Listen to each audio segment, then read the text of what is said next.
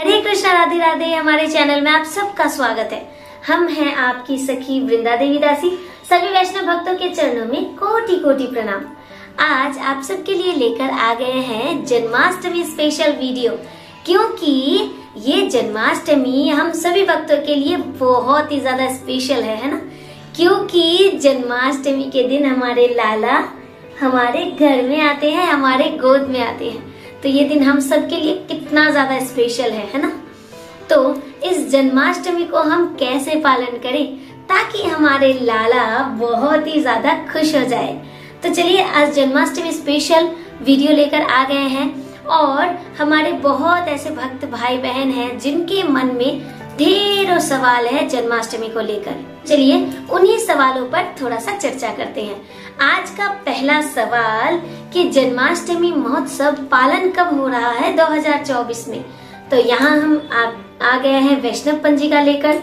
तो वैष्णव पंजिका में बताया गया है 26 अगस्त सोमवार जन्माष्टमी का महोत्सव है। बहुत से भक्तों के मन में ये सवाल है कि 26 को है या 27 को।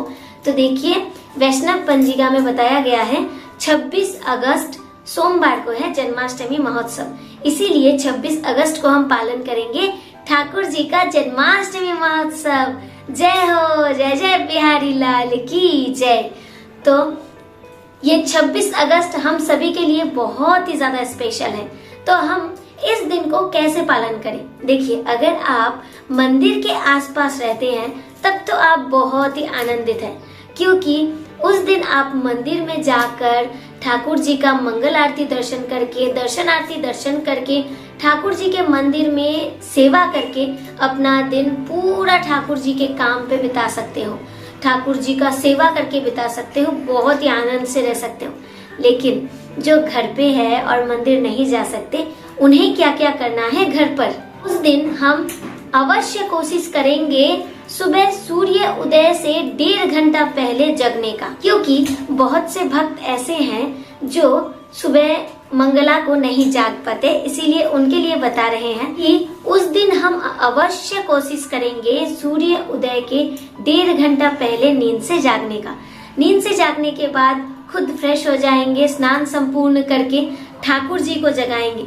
ठाकुर जी को नींद से जगाने के बाद सबसे पहला जो काम है वो क्या है, ठाकुर जी को विश करना। जैसे हम अपने बच्चे को, अपने प्रियजनों को विश करते हैं हैप्पी बर्थडे, तो उस दिन हम अवश्य ठाकुर जी को विश करेंगे हैप्पी बर्थडे बोलकर। तो ठाकुर जी को विश करने के बाद हम ठाकुर जी को जगाएंगे, उनका जो नाइट ड्रेस होता है वो चेंज कर देंगे, उनके मुंह को अच्छे से पोंछकर उन्हें एक अच्छा वस्त्र परिधान कराएंगे। और सबसे पहले हम क्या करेंगे, उन्हें दूध का भोग लगाएंगे। ये ठाकुर जी के लिए एक बहुत ही बड़ा नियम है कि ठाकुर जी को नींद से जगाने के बाद दूध का भोग अवश्य ही निवेदन करना चाहिए। अब आप सोच रहे हो ऐसा क्यों। तो देखिए इंद्रेश जी महाराज जी का एक क्लास हमने श्रवण किया था, जहाँ पर उन्होंने एक बहुत ही प्यारा सा भाव बताया था। वो है कि माँ यशोदा अपने लाला को इतना प्रेम करती थी कि लाला जब सुबह जागते थे ना तो आंख नहीं खोला करते थे। तो माँ यशोदा ने क्या किया, 1 ग्लास दूध लाकर लाला के मुंह में लगाया। लाला जब दूध पीते तभी उनका आंख खुलता था। माँ यशोदा इतना प्रेम करती थी कि हर रोज उनके लिए दूध लाकर उन्हें दूध पवाते थे और कान्हा नींद से जगते थे। तो इसीलिए जब हम अपने लाला को जगाते हैं, अपने लड्डू गोपाल जी को नींद से जगाते हैं, तो अवश्य ही उन्हें फ्रेश करने के बाद हमें दूध का भोग लगाना चाहिए। इसके बाद हम ठाकुर जी को सिंहासन में विराजित करते हैं। ठाकुर जी को बहुत ही प्रेम से सिंहासन को सजाते हैं। उस दिन आप बैलून से भी अपने घर को सजा सकते हैं, क्योंकि हमारे ठाकुर जी का जन्मदिन है। उसके बाद हम क्या करेंगे, ठाकुर जी का जो स्नान है वो हमें संपूर्ण करना है। अगर हो सके तो जन्माष्टमी के दिन आप ठाकुर जी के लिए 2 ड्रेस अवश्य खरीदें, क्योंकि ठाकुर जी पूरा दिन भारी भारी पोशाक तो नहीं पहन सकते, क्योंकि वो बच्चे हैं। तो ठाकुर जी का जो बाल्य स्वरूप है, तो बाल्य स्वरूप में हम क्या चाहते हैं कि हमारे लाला हल्के फुल्के रहे, उन्हें ज्यादा कष्ट ना हो, है ना। जो मैया का भाव रखते हैं, जो वात्सल्य प्रेम रखते हैं भगवान के प्रति, उनके मन में तो ये भाव आता ही है कि मेरा लाला इतना भारी भारी पोशाक कैसे पहनेगा। तो इसीलिए उन मैया के लिए कह रहे हैं जैसे गिरीश्वरा को आप देख सकते हैं, हमेशा वो बहुत ही नॉर्मल रहते हैं, क्योंकि हमें ऐसा ही लगता है कि गौरी अगर इतना भारी भारी पोशाक ज्यादा देर नहीं पहन सकती तो गिरी कैसे पहन सकते हैं, गिरी तो उससे भी छोटे हैं, तो इसीलिए गिरी हमेशा नॉर्मल ड्रेस में रहते हैं। तो वैसे ही जो मैया है उनका भाव होता है कि मेरा लाला हमेशा आनंद में रहे और हम उन्हें आनंद प्रदान ही करना चाहते हैं। तो इसीलिए उस दिन आप 2 ड्रेस खरीद सकते हैं। जैसे हमारे जब बच्चे का जन्मदिन होता है हम 2 ड्रेस खरीदते हैं ना, एक उन्हें स्नान कराने के बाद हल्का पतला पहनाते हैं और जब बर्थडे सेलिब्रेशन होता है तो उन्हें बहुत ही श्रृंगार कराते हैं। तो ठीक उसी तरह जब लाला को हम अभिषेक कर रहे हैं, अभिषेक कराने के बाद हम उन्हें हल्का सा ड्रेस पहनाएंगे और जब रात को हम उनका बर्थडे सेलिब्रेशन करेंगे, जब संध्या को पूजा होगा या मध्य रात्रि में पूजा होगा, तब हम उन्हें भारी ड्रेस पहनाकर सुंदर से श्रृंगार करेंगे। तो ठाकुर जी को जगाने के बाद हम उनका पंचामृत स्नान कराएंगे। अब पंचामृत में क्या क्या आता है? पंचामृत में आता है दुग्ध, दही, घी, मधु, शर्करा। दूध, दही, शहद, घी और शर्करा। शर्करा में आप कोई भी मीठा चीज यूज कर सकते हैं। उसे देकर हम ठाकुर जी को पंचामृत स्नान कराएंगे। अब पंचामृत में हम और भी बहुत कुछ देते हैं, जैसे थोड़ा इत्र दे देते हैं, जैसे थोड़ा अगरू देते हैं, थोड़ा गुलाब जल देते हैं, थोड़ा चंदन भी दे देते हैं। सब कुछ देकर हम ठाकुर जी को बढ़िया स्नान कराते हैं। बढ़िया स्नान कराने के बाद हम ठाकुर जी को उनका जो हल्का पतला पोशाक होता है वो उन्हें धारण कराते हैं और जब उनका सेलिब्रेशन होता है तब हम उन्हें भारी ड्रेस पहनाएंगे। तो ये करने के बाद अब आता है ठाकुर जी को उस दिन हम क्या भोग निवेदन करें। क्या 56 भोग हम ठाकुर जी को जन्माष्टमी के दिन निवेदन कर सकते हैं? तो देखिए, हाँ, 56 भोग हम ठाकुर जी को निवेदन कर सकते हैं, लेकिन जन्माष्टमी का जो उपवास होता है ये बहुत ही महत्वपूर्ण है। इसीलिए इस जन्माष्टमी में हम पंचशस्य होता है उसे हम ग्रहण नहीं कर पाते हैं, जिस कारण से अगर हम भगवान को 56 भोग लगाते हैं, अपने ठाकुर जी को लगाते हैं, तो उस भोग को हम ग्रहण नहीं कर पाएंगे, क्योंकि हम अन्न, मैदा ये सब नहीं खा सकते। जैसे हम एकादशी पालन करते हैं, ठीक उसी तरह हमें जन्माष्टमी भी पालन करना है ना। तो इसीलिए उस दिन हम 56 भोग ग्रहण नहीं कर सकते। इसीलिए हमारे घर में हम क्या करते हैं, जिस दिन नंद उत्सव होता है उस दिन हम ठाकुर जी को 56 भोग निवेदन करते हैं, लेकिन जन्माष्टमी के दिन हमारे घर में ठाकुर जी के लिए जो जो बनता है वो सब कुछ हम ठाकुर जी को भोग में लगाते हैं। अब कई सारे भक्त ऐसे हैं कि बाजार से मिठाई खरीद कर ठाकुर जी को दे देते हैं। तो देखिए, आप सबके चरणों में हमारा एक ही निवेदन है कि ठाकुर जी भाव के भूखे हैं, ना ही ऐसे भूखे हैं।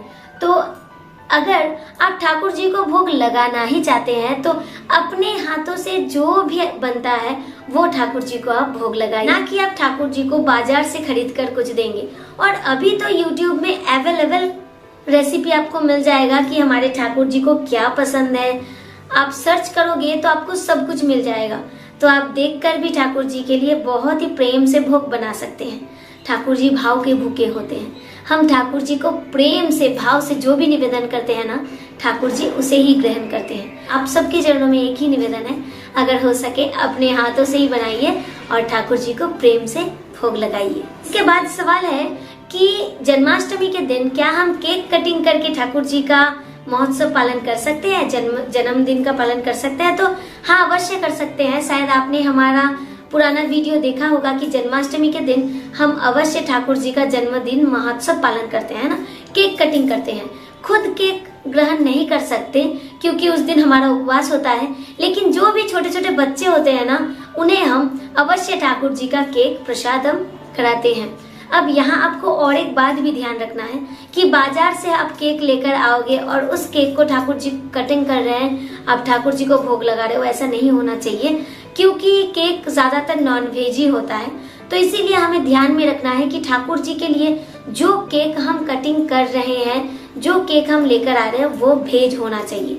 या फिर यहाँ भी आपके चरणों में निवेदन है, अगर हो सके तो आप अपने ठाकुर जी के लिए खुद ही केक तैयार करें घर पे और उसी केक को कटिंग करें, ठाकुर जी को भोग निवेदन करें और उसी केक से सेलिब्रेशन भी करें। अब नेक्स्ट सवाल ये आता है कि दीदी, हर साल हम अपने ठाकुर जी का नाल छेद प्रक्रिया से जन्म कराते हैं, तो क्या हम ऐसा कर सकते हैं? तो देखिए, आप हर साल जैसे अपने ठाकुर जी का पूजन करते हैं, ठीक उसी तरह पूजन कीजिए। अब बहुत से भक्तों के मन में ये सवाल है कि ये नाल छेद प्रक्रिया क्या होता है। तो देखिए, वहाँ हमें एक खीरा लेना होता है और खीरे के अंदर जो भी सांस होता है उसे निकाल लेते हैं हम। ठाकुर जी को उसके अंदर डालकर जब ठाकुर जी का जन्म समय होता है मध्य रात्रि को, तब हम क्या करते हैं, उस खीरे को किसी भी कॉइन से काटकर ठाकुर जी को उससे निकाल लेते हैं। इसे नाल छेद प्रक्रिया कहा जाता है। तो बहुत से घर में ये प्रोसेस किया जाता है ठाकुर जी को जन्म कराने के लिए। अब यहाँ और एक बात भी है कि जब ठाकुर जी हमारे घर पर आते हैं ना, जब हम उनका प्राण प्रतिष्ठा करते हैं, वो हमारे गोद में आ जाते हैं, तो उनका जन्म ऐसे ही हो जाता है। इसीलिए अगर हम हर साल नाल छेद प्रक्रिया नहीं करते हैं तो भी कोई प्रॉब्लम, कोई दिक्कत नहीं है। इस दिन हम ठाकुर जी का जन्मदिन महोत्सव पालन करके भी बहुत आनंद से इस दिन को पालन कर सकते हैं। अब नेक्स्ट सवाल जो आता है कि दीदी, अगर जन्माष्टमी के दिन हमारे ठाकुर जी घर पर आ रहे हैं तो क्या उस दिन हम ठाकुर जी का प्राण प्रतिष्ठा कर सकते हैं? तो हाँ, अगर जन्माष्टमी के दिन ठाकुर जी आ रहे हैं घर पर, तो उस दिन भी हम ठाकुर जी का प्राण प्रतिष्ठा कर सकते हैं। लेकिन अगर ठाकुर जी जन्माष्टमी के 4 दिन पहले या 5 दिन पहले आते हैं, तो इससे जो प्राण प्रतिष्ठा का प्रक्रिया है ये थोड़ा ज्यादा अच्छा होता है, क्योंकि हम 5 दिन तक ठाकुर जी को हर एक वस्तु में रखकर उनका अच्छे से प्राण प्रतिष्ठा कर सकते हैं। जैसे चावल, चीनी, सब्जी, फल और फूल, इन 5 वस्तु में हम ठाकुर जी को रखकर ठाकुर जी का प्राण प्रतिष्ठा एक दिन रखकर ठाकुर जी का प्राण प्रतिष्ठा कर सकते हैं। लेकिन कभी कभी ऐसा होता है कि जन्माष्टमी के दिन ही ठाकुर जी घर पर आते हैं, तो हम कैसे प्राण प्रतिष्ठा करें, ये सवाल मन में आता है। तो देखिए, जब ठाकुर जी आपके घर पे आ रहे हैं, आप उन्हें अनबॉक्सिंग कीजिए। अनबॉक्सिंग करने के बाद उनके आंखों में एक पट्टी बांध दीजिए और ठाकुर जी को हर वस्तु में 1-1 घंटा करके उन्हें रख दीजिए। एक बड़े से गमले में आप चावल, चीनी, फल, सब्जी और फूल, इन 5 वस्तु में 1 घंटा करके ठाकुर जी को रखकर उन्हें ऊपर से कवर कर दीजिए। जब 5 वस्तु में आप रखते हैं, ठाकुर जी को रखकर बाहर निकालते हैं, पंचामृत से उनका स्नान कराएं और उनका प्राण प्रतिष्ठा स्वयं हो जाता है। वैसे तो ठाकुर जी इतने दयालु हैं, इतने कृपालु हैं कि वो कृपा करके ही हमारे पास आते हैं। तो जब वो हमारे गोद में आते हैं ना, तभी उनका प्राण प्रतिष्ठा हो जाता है। लेकिन बहुत से भक्त ऐसे हैं जो प्राण प्रतिष्ठा करना चाहते हैं, तो ऐसे आप प्राण प्रतिष्ठा कर सकते हैं। इसके बाद आता है उपवास, जो सबसे इम्पोर्टेंट है। हम ठाकुर जी का उपवास करें तो कैसे करें? तो देखिए, 3 प्रक्रिया से हम ठाकुर जी का उपवास कर सकते हैं: सजल, निर्जल, सफल। तो सजल का अर्थ है कि हम सिर्फ जल पान करके, मतलब शरबत या जल पान करके उपवास कर सकते हैं। निर्जल का अर्थ है निर्जल, हम उस दिन कुछ भी ग्रहण नहीं करेंगे। और सफल का है कि उस दिन हम फल खाकर जन्माष्टमी का उपवास कर सकते हैं। तो देखिए, आप सबसे निवेदन है, अगर हो सके तो निर्जल उपवास ही प्रयास कीजिए करने का, क्योंकि एक जन्माष्टमी का उपवास हमारे 21 पीढ़ियों को उद्धार करता है। और उसके साथ अगर हम एक जन्माष्टमी का उपवास ठीक ठाक से पालन करते हैं तो हमें 20 करोड़ एकादशी का फल लाभ होता है। इसीलिए अगर हो सके तो निर्जला उपवास करने का ही प्रयास कीजिए। लेकिन जो उपवास है वो अपने स्वास्थ्य के तरफ, अपने शरीर के तरफ देखकर भी आपको करना चाहिए कि आपका शरीर कितना स्वस्थ है। इस विषय पे ध्यान रखकर आप उपवास कर सकते हैं। अगर आपका स्वास्थ्य अच्छा है तो आप निर्जला कीजिए। अगर आपका तबीयत खराब है तो आप जल पान करके, शरबत पान करके कर सकते हैं। और कभी कभी भक्तों का शरीर बहुत ही ज्यादा तबीयत खराब हो जाता है तो आप जल और फल खाकर उपवास कर सकते हैं। तो ये आपके ऊपर डिपेंड कर रहा है कि आपको कैसे करना है उपवास।